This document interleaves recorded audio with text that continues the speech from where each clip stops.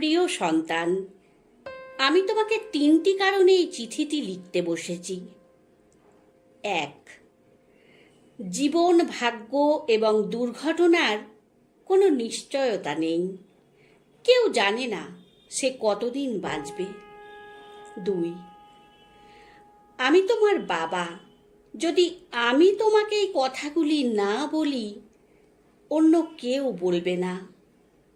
3, যা লিখলাম তা আমার ব্যক্তিগত তিক্ত অভিজ্ঞতা। এটা হয়তো তোমাকে অনেক অপ্রয়োজনীয় কষ্ট পাওয়া থেকে রক্ষা করতে পারে। জীবনে চলার পথে এই কথাগুলি সর্বদা মনে রেখো। যারা তোমার প্রতি সদয় ছিল না, তাদের প্রতি অসন্তোষ পুষে রেখো না। কারণ তোমার মা আর আমি ছাড়া তোমার প্রতি সুবিচার করার কারো দায়িত্বের মধ্যে পড়ে না। আর যারা তোমার সাথে ভালো ব্যবহার করছে, তোমারও উচিত সেটার সঠিক মূল্যায়ন করা এবং তাদের প্রতি কৃতজ্ঞ থাকা। তবে তোমায় সতর্ক থাকতে হবে এই জন্য যে প্রতিটি মানুষেরই প্রতিটি পদক্ষেপেরই নিজ নিজ উদ্দেশ্য থাকে। একজন মানুষ আজ তোমার কাছে ভালো, তার মানে এই নয় যে সে সব সময় ভালো থাকবে। কাজেই কাউকে খুব সহজেই প্রকৃত বন্ধু ভেবো না। জীবনে কিছুই কিংবা কেউই অপরিহার্য নয়, যা তোমার পেতেই হবে। একবার যখন তুমি এই কথাটির গভীরতা অনুধাবন করবে, তখন জীবনের পথে চলা অনেকটা সহজ হবে। বিশেষ করে যখন বহুল প্রত্যাশিত কিছু হারাবে কিংবা তোমার তথাকথিত আত্মীয় স্বজনকে আর পাশে পাবে না। জীবন সংক্ষিপ্ত। তুমি আজ জীবনকে অবহেলা করলে কাল জীবন তোমাকে ছেড়ে চলে যাবে। কাজেই জীবনকে তুমি যত তাড়াতাড়ি মূল্যায়ন করতে শিখবে, ততই বেশি উপভোগ করতে পারবে। ভালোবাসা একটি ক্ষণস্থায়ী অনুভূতি ছাড়া আর কিছুই নয়। মানুষের মেজাজ আর সময়ের সাথে সাথে এই অনুভূতিগুলি বিবর্ণ হবে। যদি তোমাকে তোমার তথাকথিত মানুষ ছেড়ে চলে যায়, ধৈর্য ধরো। সময় তোমার সব ব্যথা বিষণ্ণতাকে ধুয়ে মুছে দেবে।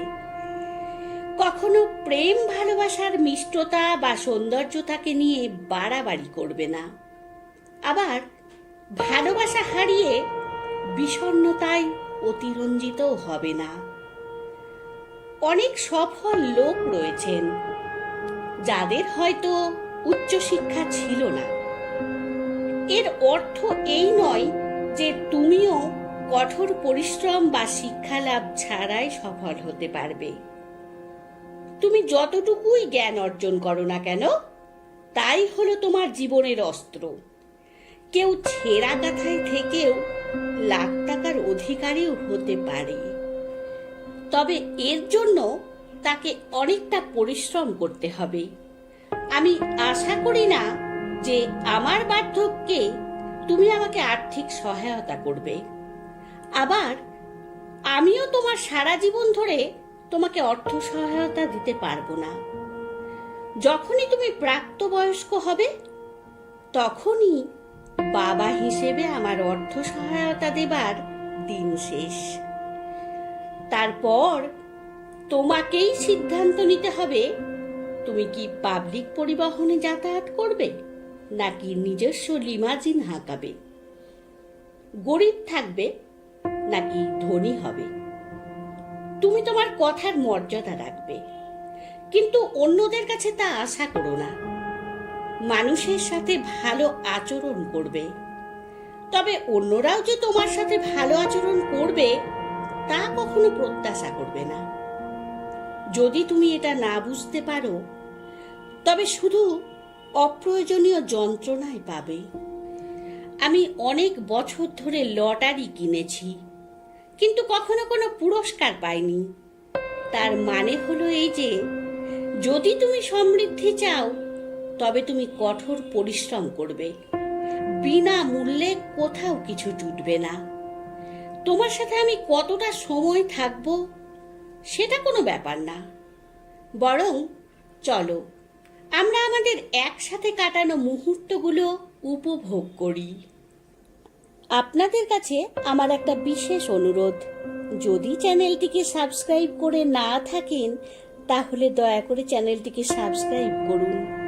আর আমার গল্প পাঠ যদি আপনাদের ভালো লাগে তাহলে লাইক কমেন্ট করে জানাবেন।